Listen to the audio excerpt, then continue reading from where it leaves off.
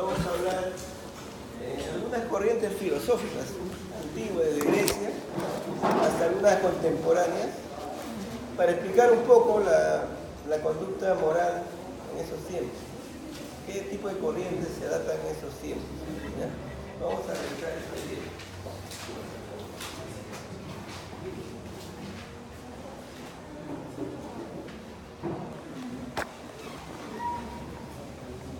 Entonces, desde la antigüedad siempre ha existido una preocupación moral.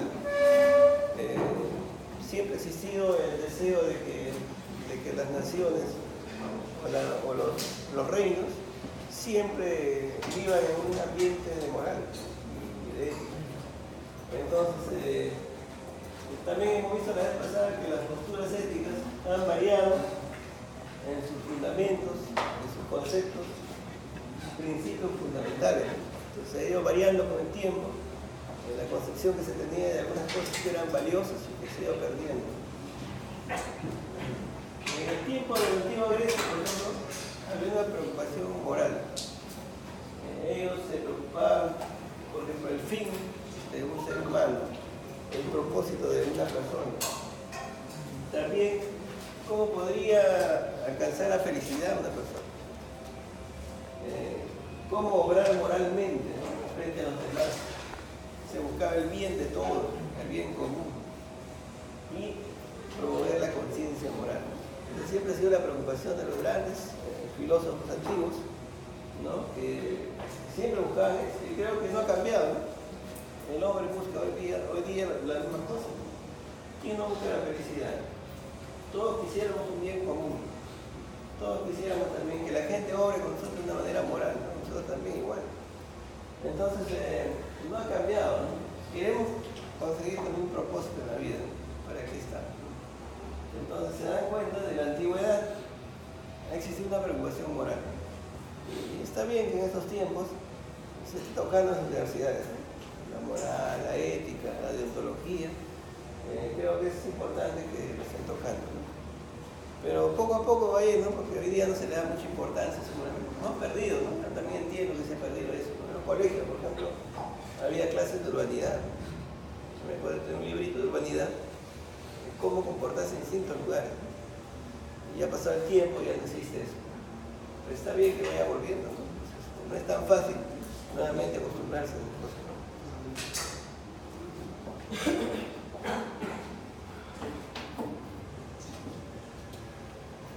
Entonces vamos a hablar de algunas corrientes filosóficas, ¿no? Uno de ellos es la corriente que planteaba Sócrates. Sócrates hablaba del intelectualismo moral, ¿no? Decía que la moral está relacionada siempre con el intelecto, ¿no? Entonces, si bien es cierto que él no dejó testimonio, ¿no?, escrito de su doctrina, sin embargo dejó un legado, ¿no?, discípulos. Por ejemplo, Jenofonte y Platón fueron pues sus discípulos, su legado, ¿no? Ellos van a transmitir un poco el pensamiento de Sócrates. El pensamiento de Sócrates tenía dos partes fundamentales: saber acerca del hombre, conocerse a sí mismo, y el concepto del bien, que él también lo llamó virtud. O sea, él decía que lo principal es conocer bien el hombre y buscar el bien. Entonces de esa manera se puede convivir, porque era común para toda la raza humana, y conocer bien es lo principal.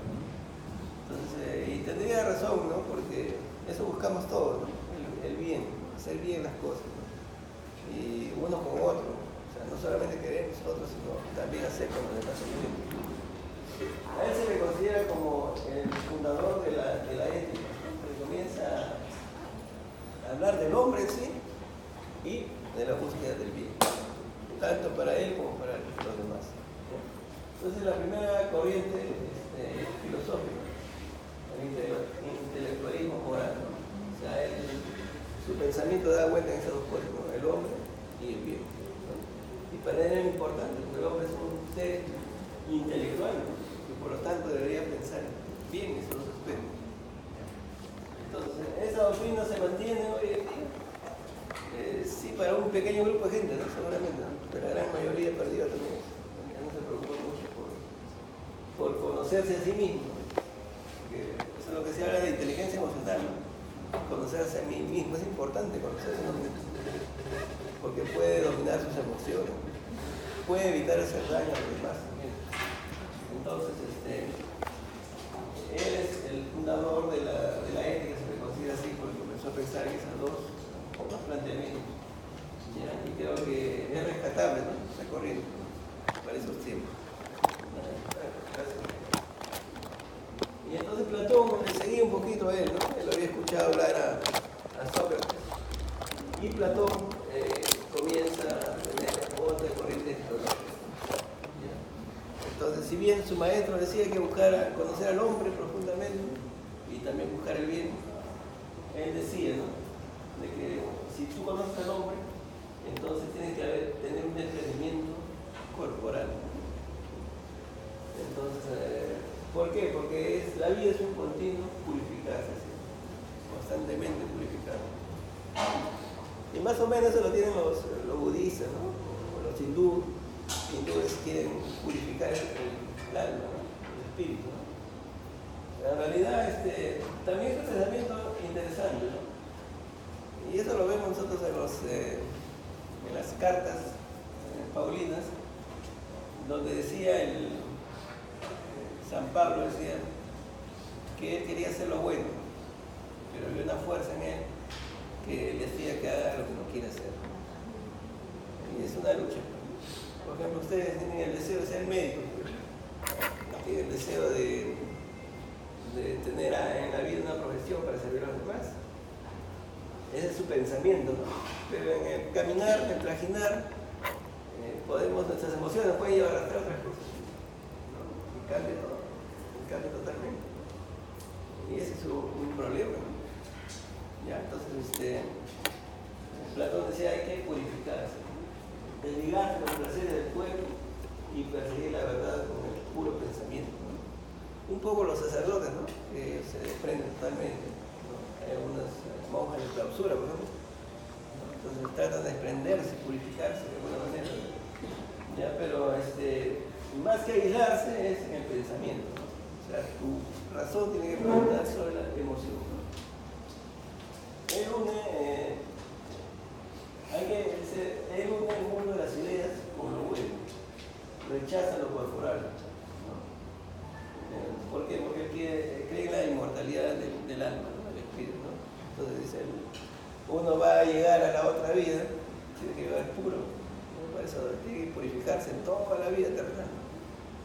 Que no está mal también, ¿cierto? No está mal, ¿no? Efectivamente somos dos cosas, ¿no? Un cuerpo que quiere cosas, ¿no? Materiales, tiene deseos, y una razón, ¿no? que te frena muchas veces, ¿no? Que te frena. Por ejemplo, yo he visto chicas jóvenes así como ustedes, ¿no? Murrieron, ¿no?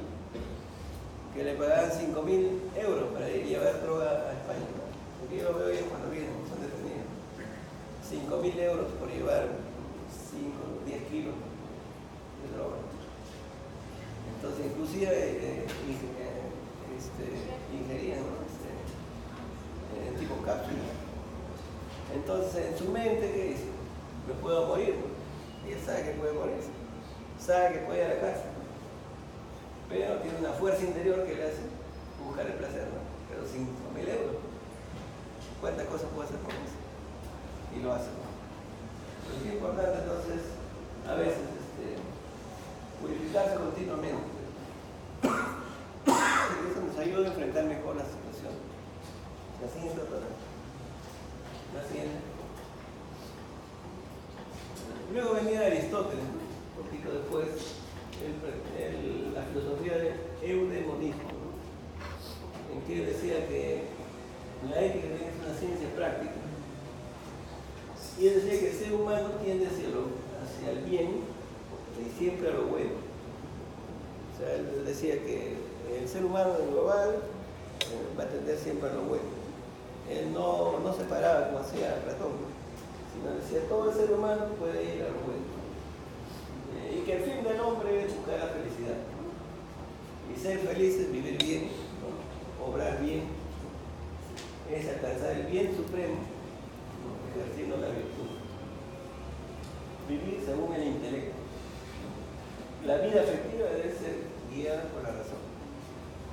Entonces, Aristóteles no divide al hombre, ¿no?, en espíritu y cuerpo, ¿no?, sino es todo una integridad, ¿no? Pero que el único objetivo es ser feliz. Y ser feliz no es con los placeres, ¿no?, sino vivir bien y obrar bien, ¿no? Eso es fundamental, ¿no? Y entonces dice que la vida afectiva debe ser guiada por la razón, ¿no? Lo que estábamos hablando, ¿no? Tenemos emociones y tenemos también razón, ¿no? Entonces es un equilibrio, ¿no? Y toma al ser humano como una integridad, ¿no? Ya no habla como Platón que debe desligarse del cuerpo, ¿no?, sino que todo en sí debe buscar obrar bien, vivir bien para ser feliz, ¿no? Efectivamente, ¿no?, como yo le decía, ¿no?, el dinero, el poder, la fama no dan felicidad, ¿no?, sino muchas personas no se hubieran muerto, suicidado por esas cosas, ¿no? Sí, obrar bien y vivir bien sí puede dar felicidad, ¿no?, tranquilidad y conciencia, ¿no? ¿Ya? Muy bien, siguiente. Luego vienen los estoicos, ¿no?, del siglo IV y al siglo II antes de Cristo. Hay algunos representantes, ¿no? Cicerón, Marco Aurelio, el emperador, Seneca. Entonces, ¿ellos qué dicen, no? Los estoicos, ¿qué dicen? Que la felicidad es aceptar el orden de las cosas. Para ellos todo tiene un orden. El que nació para esclavo es el orden de la vida, ¿no? El que nació para rico es el orden de la vida, ¿no? Así que no hay que hacerse problemas, ¿no? Si te tocó ser esclavo en esta vida, acéptalo como es. Entonces, es amar el orden natural de lo que pasa, ¿no? Aceptación del dolor, ¿no? Hay un destino y de él somos parte. Entonces, al estoico le pasaba algo que sea, pues, algo que vaya en contra de él, y decía, no, pues hay un orden natural, ¿no?, y lo aceptaba con serenidad. Por ejemplo, si había una enfermedad, como sentía que estaba muriendo, él decía, es el orden natural, ¿no? Por lo tanto tenía tranquilidad. ¿Hasta qué punto es cierto eso? ¿No? Todos tenemos un tiempo, ¿no? Todos tenemos. Ahora, ¿construimos el destino o tenemos un destino? Una pregunta, ¿no? Puede ser de debate. Ante el dolor, la serenidad del alma. Ellos hablan de la apatía, no padecer, no sufrir, no perturbarse ante las situaciones difíciles, ¿no? Lo que también hoy día se llama la resiliencia, ¿no?, esa capacidad de sobreponerse a lo adverso, ¿no? ¿Ya? Entonces él decía, ante el dolor siempre sereno, sin padecimiento, sin sufrimiento, sin perturbación. Es una buena filosofía, ¿no? Entonces hay gente que se supera y se suicida, ¿no? Pero si mantiene la serenidad, ¿no?, sin perturbarse, puede optar por otras conductas, ¿no? También se aplica esto en el ámbito militar, ¿no? Entonces el soldado va dispuesto a dar su vida, ¿no? No interesa lo que padezca. Por eso hay que tener los ceros, los barcos, ¿no? Entonces teníamos este tipo de pensamiento, ¿ya? No sufrir, no padecer, no perturbarse, mantener la serenidad del alma ante el dolor, ¿no? Porque tenemos José Leia Baranda, dice que le sacaron las uñas, ¿no? Sacaron las uñas, la lengua, ¿no? Así dice la historia, ¿no?, de José Leia. O Bolognesi, ¿no?, que estaba pues en inferioridad numérica, ¿no?, que tenía que rendirse y dijo, no, peleó hasta el final, ¿no?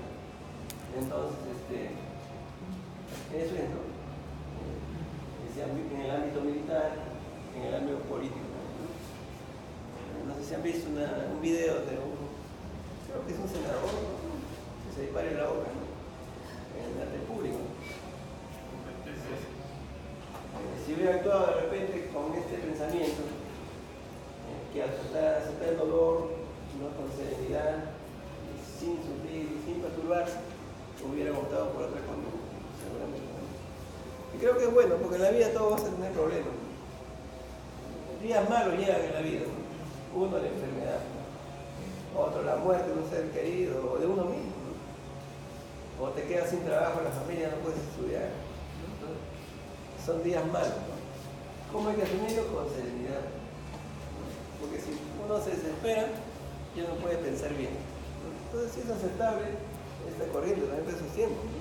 Ya es aceptable, sí. Luego viene Epicuro, más reciente. Él habla de la filosofía del hedonismo, ¿no? Ustedes han escuchado decir, ¿no? Es una sociedad hedonista, ¿no? ¿Qué es el hedonismo? Buscar el placer, ¿no? En ese tiempo Epicuro decía que el hedonismo es la tranquilidad interior. La felicidad se alcanza con los placeres catastemáticos, ¿no? ¿Qué es un placer catastemático? Es donde no siente dolor, ¿no? Ni perturbación del espíritu, ¿no? ¿Ya? Habla más de cuestiones espirituales, no tanto de materiales, ¿no? Y hoy día se ha trastocado eso, ¿no? Cuando se habla de placer, se habla pues, de dinero, de abundancia, de poder, de sensualidad, ¿no? Y él hablaba del placer más que todo, ¿no? De no sentir dolor en las situaciones adversas. Más un grupo como lo estoy diciendo. El placer, decía él, es la ausencia del dolor, tanto en el cuerpo como en el alma. Él decía, ¿no? Hay que estar bien tanto físicamente como mentalmente, ¿no? ¿Ya? La ausencia de dolor en el cuerpo se llama la aponía, ¿no? Y en el alma, la ataraxia. Entonces decía, el dolor es la ruptura del equilibrio. Es una ruptura total cuando hay dolor. ¿Y dónde hay placer? Cuando recupera el equilibrio. Interesante lo que dice, ¿no? El dolor es la ruptura del equilibrio y restablecerlo es lo que da placer. Entonces el hedonismo es búsqueda de placer. En otras palabras, está totalmente en contra del dolor, del padecimiento. Y dice que todos los placeres deben buscar con prudencia. Todos los placeres con prudencia. Ya, no codiciar, ¿no? Codiciar está, lo malo es codiciar, ¿no? ¿Quién no quiere tener algunas cosas, ¿no? En la vida, pero siempre con prudencia? Porque si no mantiene esta tranquilidad interior, se comienza a desviar, ¿no? Por otra situación. Y que terminan mal, ¿no? Y vemos ahí los políticos que terminan mal, ¿no? Porque está bien, buscan el placer, todos buscamos el placer, ¿no? Física y mentalmente. Pero, ¿cuáles son los medios? Y yo decía que el medio es la tranquilidad interior, ¿no? Son placeres catastemáticos, ¿no? O sea, simplemente no sentir dolor, combatir el dolor, ¿no? Pero lo hemos interpretado mal, ¿no? Queremos nosotros, creemos que el dinero, la fama, el poder son los verdaderos placeres, ¿no? Y no es así. Entonces, todo placer debe buscarse con prudencia, ¿no? ¿Ya? ¿Alguna pregunta? ¿Sacar una opinión de ustedes? ¿Algún comentario? Son corrientes que podrían explicar el problema moral en estos tiempos, ¿no? Que de repente no están aplicando, por eso están tergiversando. Lo que dice Epicuro está tergiversando hoy día aquí en el país, ¿no? En el mundo entero. ¿Ya? Entonces, es bueno, ¿quién no quiere tener placer en la vida? Sí, ¿no? Pero siempre con prudencia, ¿no? Con prudencia. La siguiente. Entonces, Epicuro decía hay algunos deseos, ¿no? Los naturales y necesarios, los naturales e innecesarios, y los que no son naturales y necesarios. Entonces, los naturales y necesarios, decía, los naturales pero necesarios, necesidades físicas, básicas, alimentación, por ejemplo. Alimentación, puede ser el vestido, el sueño, tomar el agua, ¿no? Respirar, necesidades naturales, ¿no? Pero necesarias, ¿no? Si usted no come, se muere, ¿cierto? Y aquí ya cambia, aquí dice, ahora los naturales, pero que no son necesarios. ¿Cuáles son? La gratificación sexual. Uno siempre pregunta, ¿no? ¿Y la sexualidad es una necesidad biológica o no es? Eso, a ver, ¿qué opinan ustedes? La sexualidad, tener relaciones sexuales, ¿es una necesidad biológica o no es una necesidad biológica? A ver, ¿quién dicen sí? Ya, ¿quiénes dicen no? ¿O tú estás de acuerdo? ¿No? A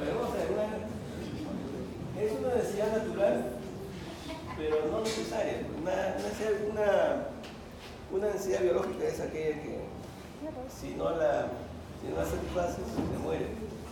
Comer, tomar agua. En el caso de las relaciones sexuales, es una necesidad natural, pero no necesaria. Si no, de repente, esto está confundiendo, ¿no? Entonces, ¿es una necesidad natural? Sí, pero no es necesario, ¿no? O sea, nadie se muere con una relación sexual. Y hay ni naturales ni necesarios, ¿no? Los superfluos, ¿no? La fama, ser popular, ¿no? Son vanos, ¿no? Así lo decía Epicuro, ¿no? ¿Se dan cuenta? Entonces, las naturales y necesarias, bueno, la comida, ¿no? Y lo más innecesario que puede parecer son la fama, necesidad de poder, de reconocimiento, ¿no? Y eso es lo que buscamos bien hoy día, ¿no? Hoy día, ¿por qué postular con eso? Para tener poder, ¿no? Para tener popularidad, fama. Entonces, se dan cuenta cómo la corriente filosófica han ido tergiversando a través de los tiempos. ¿Ya? A ver, así.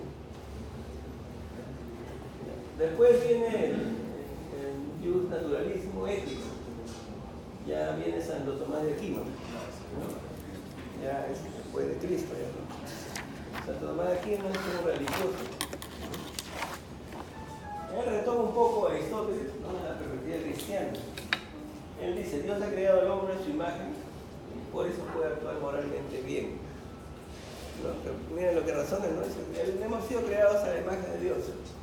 Por lo tanto, si Dios es bueno, el ser humano también tiende a lo bueno. No tiende a lo malo, sino a lo bueno. Él habla de una armonía entre la razón y la fe.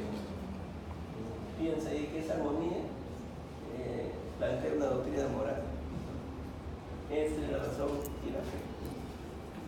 Y su máxima expresión a él toma lo que dice el Antiguo Testamento, las Escrituras en el Antiguo Testamento, dice amar a Dios con todo nuestro ser y al prójimo como nosotros mismos.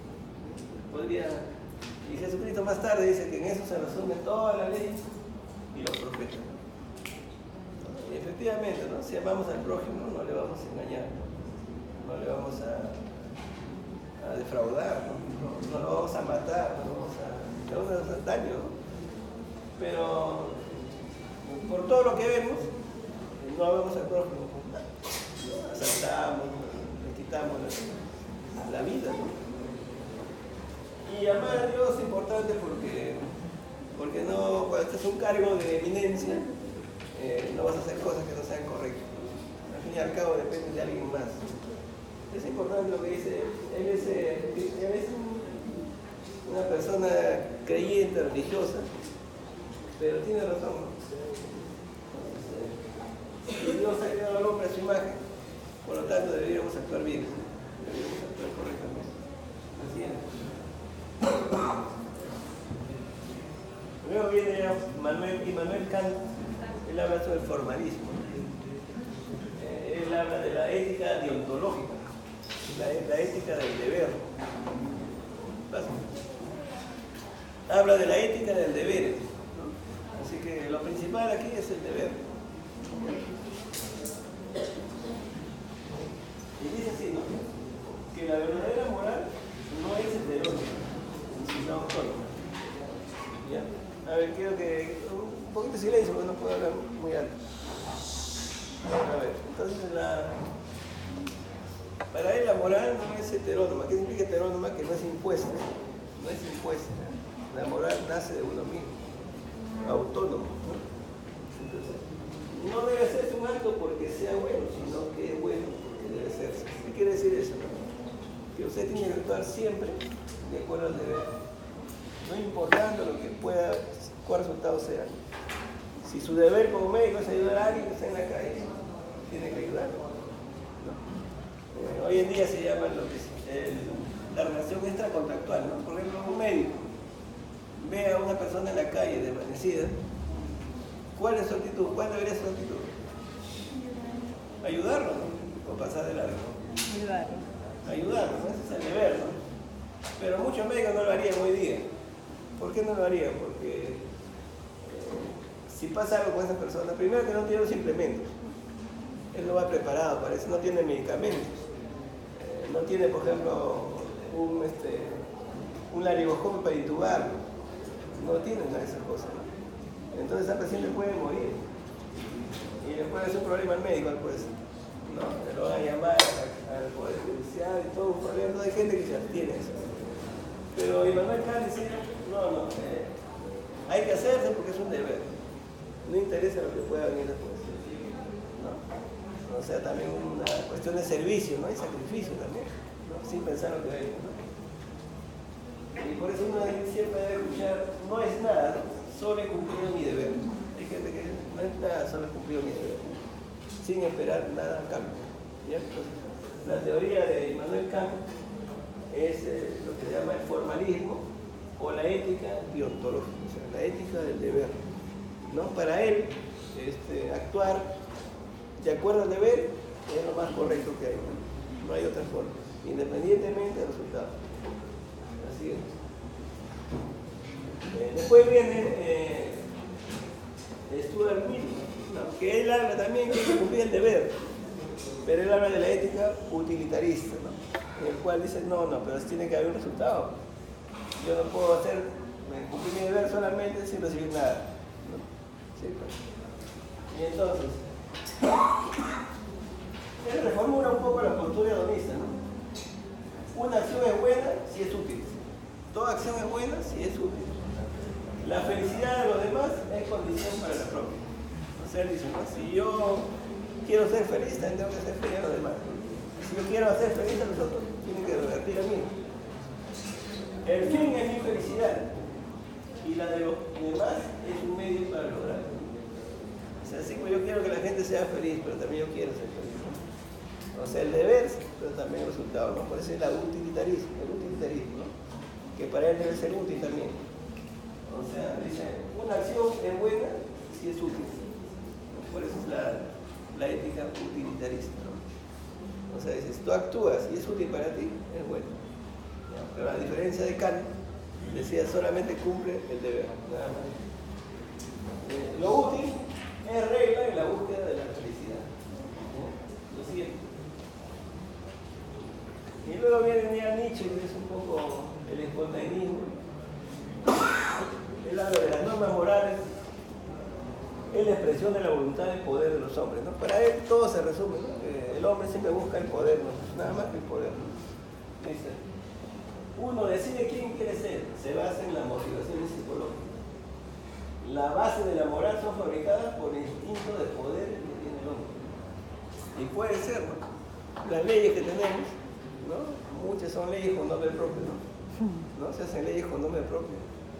¿Qué buscan? El poder, ¿no? El poder, nada más. Entonces, todo lo que hace el hombre tiene un fin, dominar, nada más que voluntad de poder. No está fuera de la realidad, ¿no? Mire, ¿cuánto tiempo ha pasado? Y en ese tiempo se refleja, ¿no? O sea, hoy día el hombre se entra muchas veces en adquirir poder, ¿no? Para dominar a otros. Y eso es lo que está sucediendo. Pero ¿cómo explicamos que los colegios estén abandonados? Que los hospitales de Ministerio de Salud estén abandonados.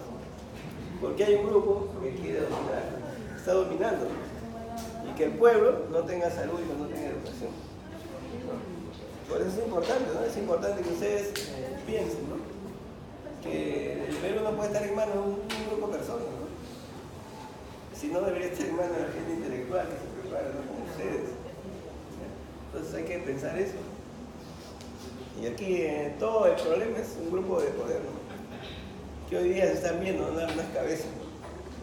Pero siguen, por ejemplo, los que están metidos en problemas de corrupción, siguen ganando adquisiciones en el Estado. ¿Cómo explican eso? Empresas cuestionadas, ¿no? Por corrupción, siguen ganando las licitaciones en el Estado. ¿Cómo explican eso? ¿No? Entonces, con gente que tiene poder. Y la gran mayoría de personas están adormecidas, incluso los intelectuales. Y donde está la fuerza para que pueda revertir todo eso. Entonces él decía que todo, el objetivo del hombre es buscar poder. Todas sus normas, sus valores que él hace, implanta, es solamente para la búsqueda del poder.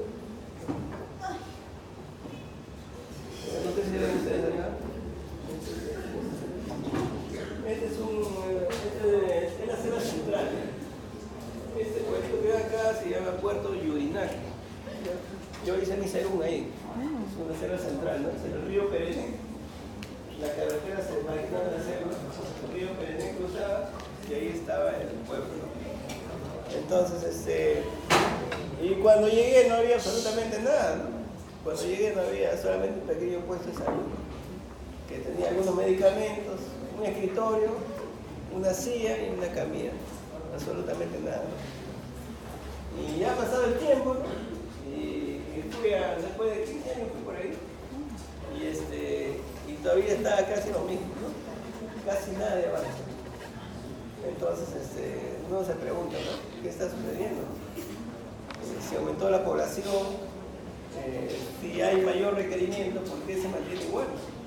Entonces uno se pregunta, ¿no? Algo está pasando, ¿no? en el gobierno, ¿no? En el país. Entonces podría explicarse, ¿no? De todo lo que hemos visto, todas las filosofías que hemos visto se han tergiversado, ¿no? Hoy día predomina la filosofía del hedonismo, ¿no? O sea, buscamos placer, ¿no? Buscamos el consumismo, por ejemplo, el dinero, ¿no? Nosotros buscamos de alguna manera tener placer mediante esas cosas, ¿no? ¿Qué más implantado, no? La búsqueda del poder, ¿no? Insaciable, ¿no? Mucha gente, ¿no? Es bueno tener poder, pero para transformar la sociedad, pero no para deformarla, ¿no? Lo que está pasando, ¿no? ¿Ya? Entonces, ya le puse esa foto porque es un lugar donde ustedes van a ir, en algún momento van a ir a Cerú, ¿no? Y van a ir a muchos lugares parecidos a eso, ¿no? Donde absolutamente no hay nada. Hoy día, en este año, por ejemplo, se necesita más o menos 16.000 médicos para que vaya a la provincia. Ya hay deficiencia en médicos, hay deficiencia de centro de salud. Puestos de salud hay bastante, pero no reúne los requisitos. Puestos de salud pues, no solucionan nada, ¿no? Centro de salud a medio. Por ejemplo, aquí había una operación, una intervención quirúrgica, tenían que ir a 2 horas en bus. Entonces, hay algo que está fallando en el sistema de salud, ¿no? Y eso es importante nosotros reflexionar que hemos ido tergiversando toda la filosofía, todos los pensamientos, y por lo tanto la realidad que hoy día tenemos en el país refleja esa situación, ¿no? ¿Alguna pregunta, usted, doctor, algún aporte?